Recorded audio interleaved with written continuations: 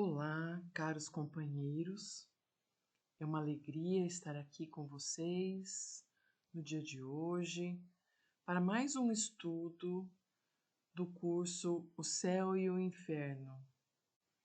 Hoje nós abordaremos o capítulo 9, itens 1 a 12, sobre os demônios. E a nossa abordagem de hoje, nós iremos avaliar a origem da crença nos demônios e os demônios segundo a Igreja.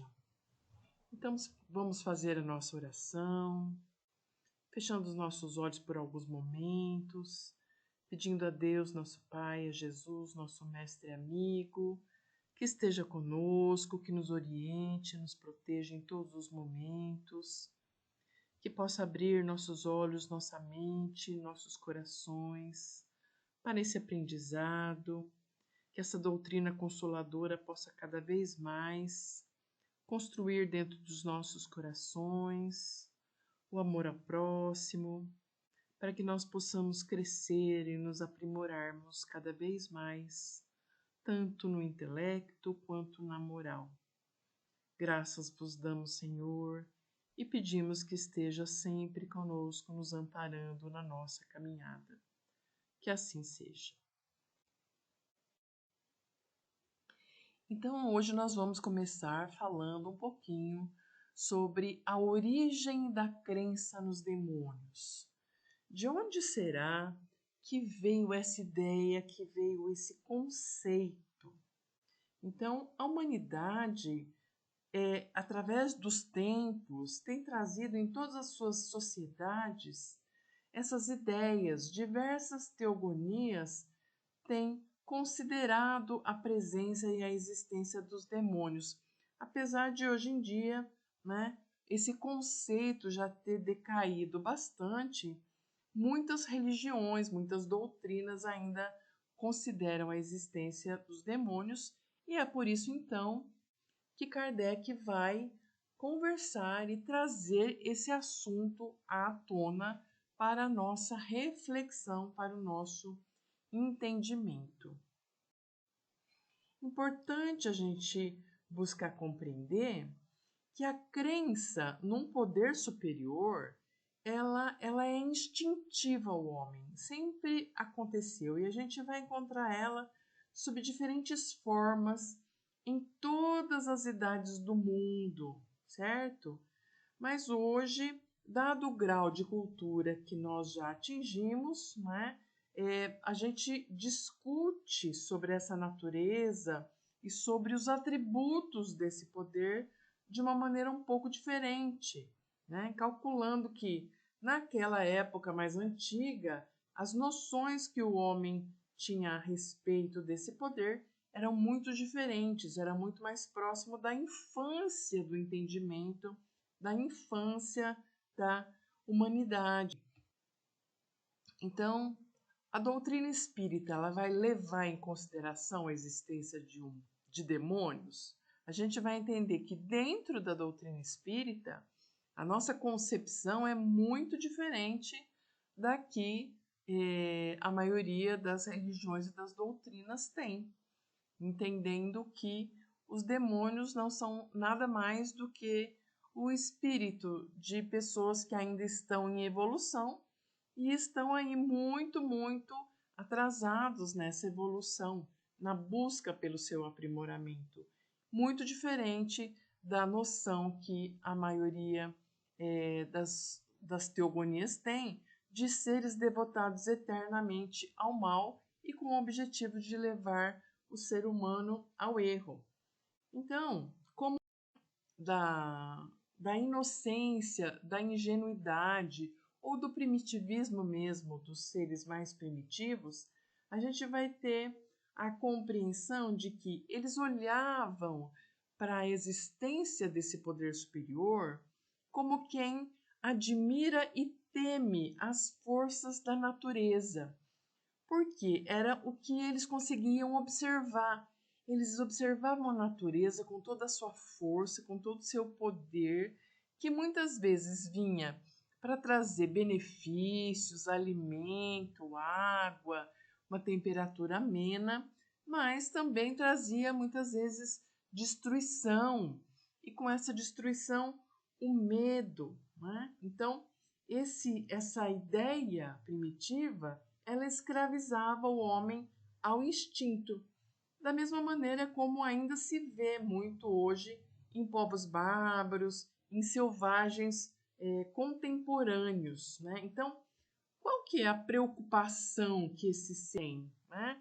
A preocupação que eles têm é muito mais de olhar para suas necessidades materiais.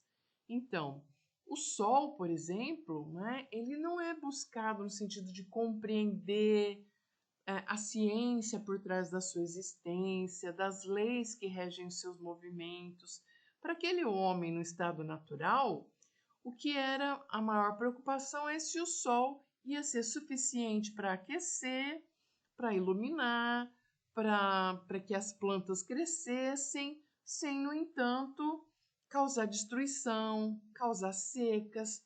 Então, o foco, né, que esses homens primitivos tinham era exclusivamente na satisfação das suas necessidades vitais.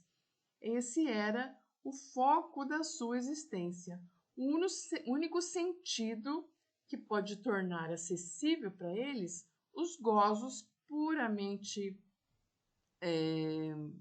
físicos, né? Na verdade. O gozo moral ainda dependia de um desenvolvimento que aconteceria aí muito lentamente, gradualmente, pouco a pouco, e que o ser humano até hoje ainda está nesse processo, né, de aprendizado. Então a gente vai olhar para tudo isso e compreender que ali aqueles seres mais primitivos focavam essa obediência ou esse temor das forças naturais. A gente vai ver então essa busca, né, de buscar em compreender essas forças da natureza como os senhores da terra, certo? Inclusive os animais primitivos, os animais nocivos, não passavam para eles de representantes naturais e diretos desse poder. Pela mesma razão, eles veem nas coisas úteis a personificação do bem. Então, muitas vezes um culto voltado a plantas ou objetos inanimados, mas esse homem também é comumente muito mais sensível ao mal do que ao bem. Por quê? Porque se tem a impressão de que a ocorrência do bem é algo que deveria acontecer sempre, algo natural, algo simples. Enquanto a ocorrência do mal, essa sim poderia ser um castigo, né? A imposição da força desses deuses primitivos. Né? Então, durante muito tempo, o homem não compreendeu senão o bem e o mal físicos, certo? Então, será que existiriam dois poderes rivais? Será que existiriam deuses devotados ao bem, a esse bem, principalmente o bem material, físico, ao benefício, né, das necessidades desses seres primitivos, e existiria um outro Deus devotado ao mal? Essa era uma ideia, né, daquele período. Então, olha só, demorou, né, para compreender que a existência do mal, na verdade, era simplesmente ausência do bem. Então, olha só, ficou na cabeça deles existia uma luta entre o bem e o mal. E às vezes o mal triunfava, né? Então, não é difícil entender que o mal não podia derivar de um benefício. Como é que o mal poderia ser derivado de um Deus bom, um Deus do bem? Por isso que eles começaram a imaginar que existiria um Deus da maldade ou um poder da maldade, né? Daí que nasceu a doutrina desses dois princípios, que fazia sentido para eles naquele momento, né? dado os limites do seu desenvolvimento moral. Hoje nós sabemos que a presença do mal, ela não é derivada da vontade de Deus. Ela é simplesmente resultado da ausência da evolução, da ausência do desenvolvimento do bem em nós, seres humanos, que fomos criados simples e ignorantes e que estamos num processo de desenvolvimento, num processo de crescimento e do desenvolvimento do bem em nós. Então, nós ainda estamos lutando para produzir o bem em nós. Por isso que muitas vezes nós temos ações completadas, preenchidas por orgulho, vaidade, inveja, porque nos falta ainda o desenvolvimento do bem, da bondade, do amor, da paciência. Por isso que existia então esse pensamento desses dois poderes, o poder do bem e o poder do mal, que a gente vai ver, por exemplo, nos Hebreus, representada pelas figuras de Jeová e de Satã, certo? Então, a gente vai começar então a tentar compreender essa doutrina dos demônios, esse pensamento de que existiria então os anjos e os demônios, esse duplo princípio aí que durou por muitos e muitos séculos e que são base de todas as crenças ou da maioria das crenças religiosas, certo? Então, vão ser atributos, o ponto de partida para a base da maioria das doutrinas, dogmas, cultos, cerimônias, os usos, tudo isso relacionado a uma ideia mais ou menos justa, mais ou menos elevada, né, que se formava então sobre Deus, né? E o cristianismo, a presença do Cristo, vai trazendo para a gente um conhecimento um pouco né? Um conhecimento de que Deus é único, é eterno, é imutável, imaterial, onipotente, soberanamente justo e bom, e que todos esses atributos, eles são infinitos em Deus. Porque se a gente tirasse um pouquinho desses atributos, Deus já não seria Deus. Então, Deus não pode ser um pouco mutável, não. Ele tem que ser realmente infinitamente em todos os seus atributos. Único, eterno, imutável, onipotente. É por isso que a doutrina espírita vai dizer, né, para a gente, no capítulo sobre a doutrina das penas eternas, que se tirasse a menor parcela de um só dos atributos de Deus, não haveria mais Deus. Por isso que poderia coexistir um ser mais perfeito. Então, se Deus não fosse único e existisse um outro Deus, ele já não seria Deus, né? Se ele fosse material, ele estaria sujeito às modificações da matéria. Então, também já não seria Deus.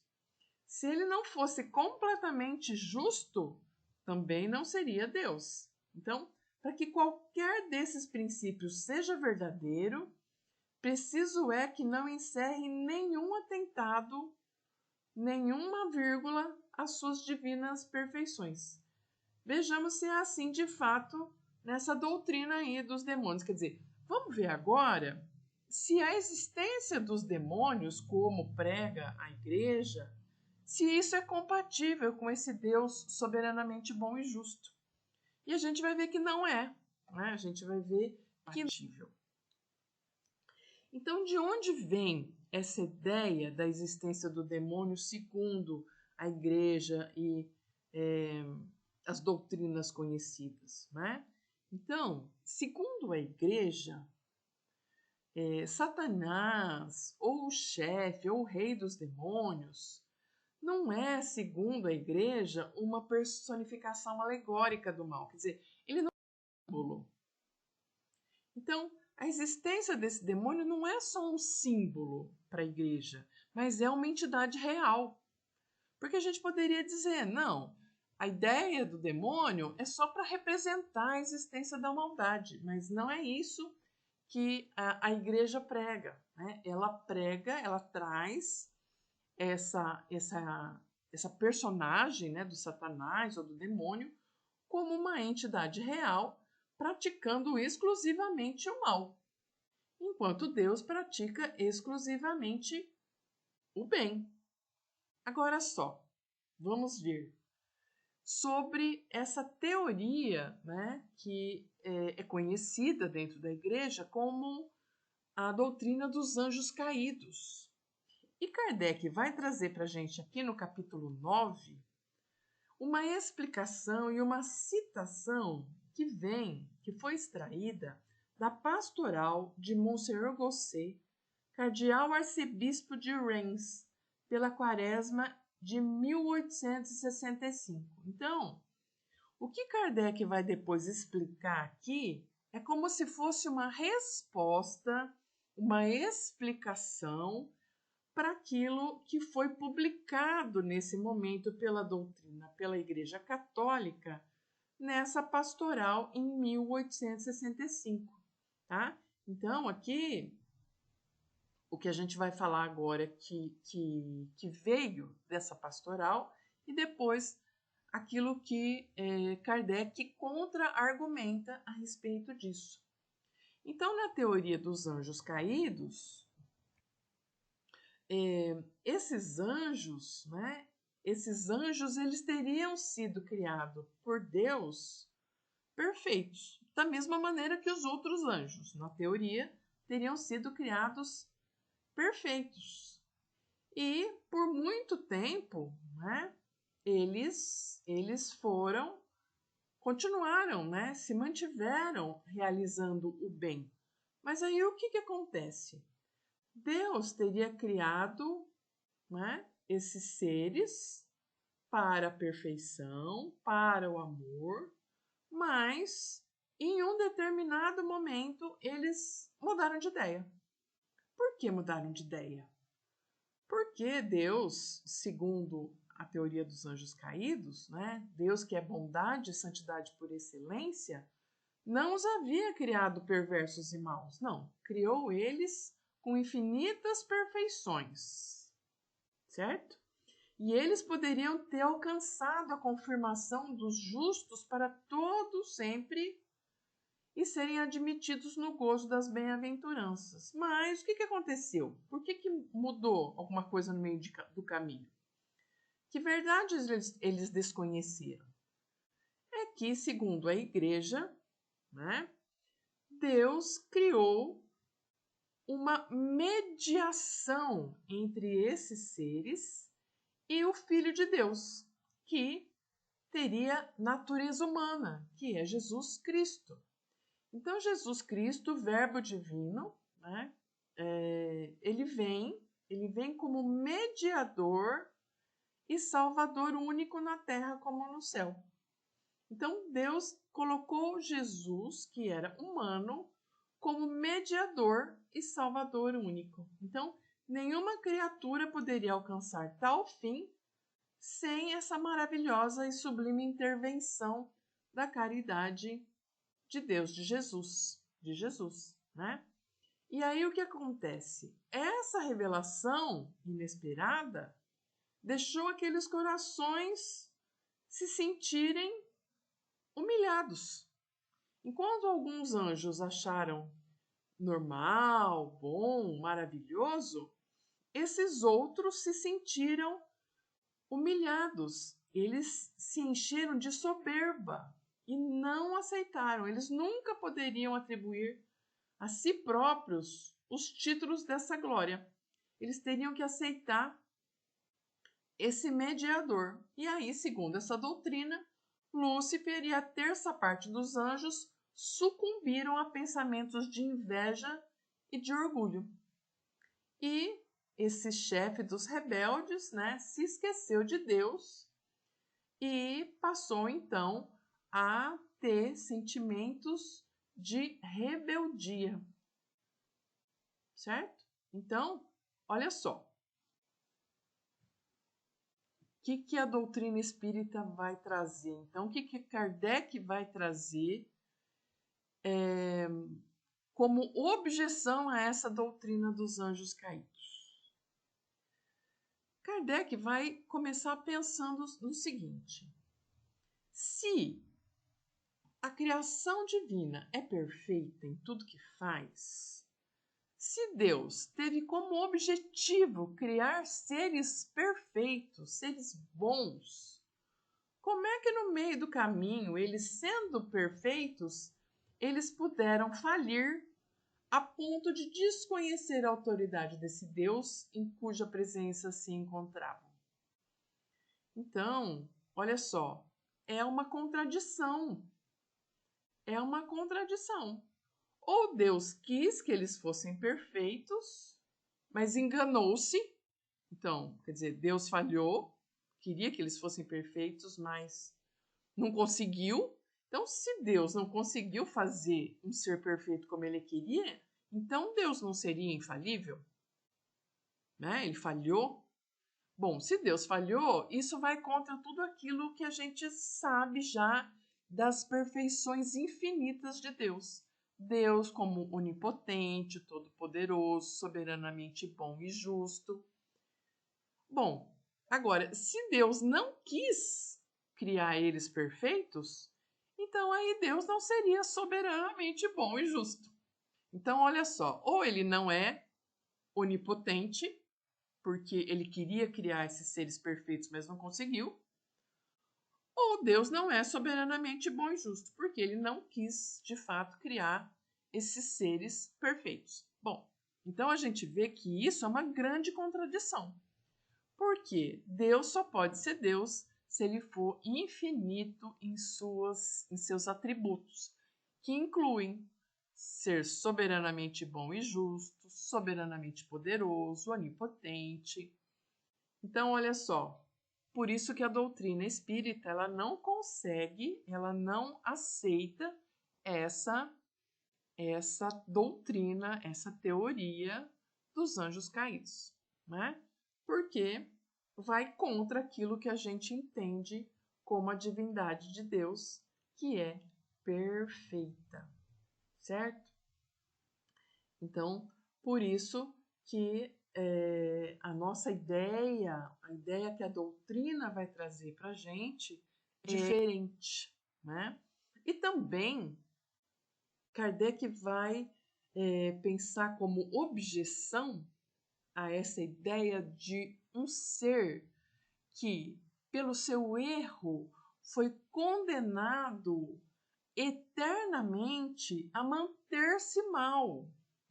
Quer dizer, tudo bem, vamos pensar que Deus teria criado seres, então, que, como os outros, como os seres humanos, foram criados simples e ignorantes, começaram seu desenvolvimento e, em determinado ponto aí, falharam no seu desenvolvimento e estão temporariamente voltados ao mal. Isso faz muito mais sentido, não faz? Agora, se eles estão voltados ao mal agora, que esse pensamento deles não é passível de arrependimento? Porque olha só, o ser humano é passível de arrependimento. Nós podemos errar, mas nós também podemos mudar de ideia.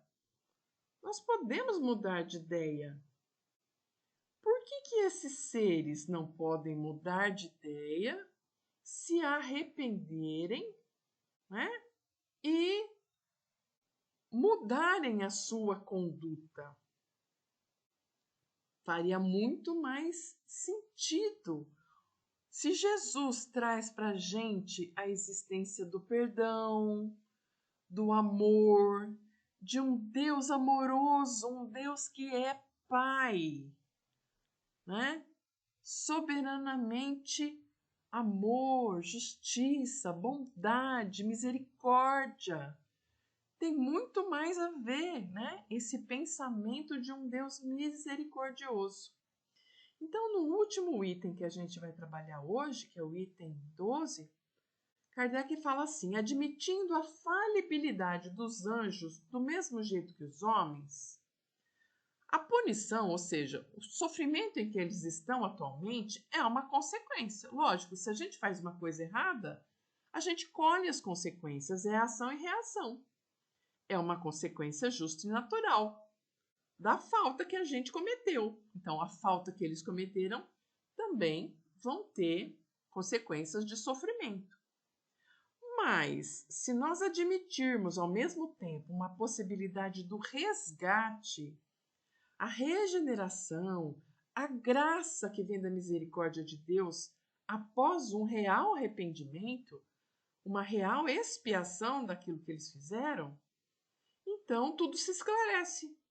E aí sim a gente vai ter uma realidade que está de acordo com a bondade de Deus que a gente sabe que existe. Então, Deus sabia que eles errariam, que eles seriam punidos? Tudo bem, eu posso aceitar isso. Mas Deus também sabia, igualmente, que o castigo imputado para eles seria temporário. Seria um meio de fazer com que eles compreendessem o seu erro, revertendo finalmente em benefício deles mesmos, porque eles aprenderiam com o erro, como uma criança que vai à escola. Ela erra, aí ela corrige o erro e aí ela aprende a fazer o correto. E assim é que se aplicam e se explicam as palavras do profeta Ezequiel. Deus não quer a morte, porém a salvação do pecador. Então, a inutilidade do arrependimento e a impossibilidade de regeneração, isso seria a negação da divina bondade. Então, nós não podemos aceitar isso. Na doutrina espírita, então, a gente só consegue conceber o sofrimento como uma porta, um caminho para que a gente refaça o nosso pensamento, a nossa maneira de pensar, a nossa maneira de ser, a nossa atitude. Revendo as nossas atitudes, nós possamos então corrigir os nossos passos e com o nosso arrependimento nós podemos então voltar a nos aproximar da bondade divina, da bondade amorosa de Deus, que está sempre de braços abertos, nos aguardando, esperando para que nós possamos reverter o nosso caminho e deixarmos, o mal pelo bem que conduz ao amor de Deus. Que nós possamos, então, meus caros amigos, meus caros companheiros de estudo, pensar, sim, existem demônios?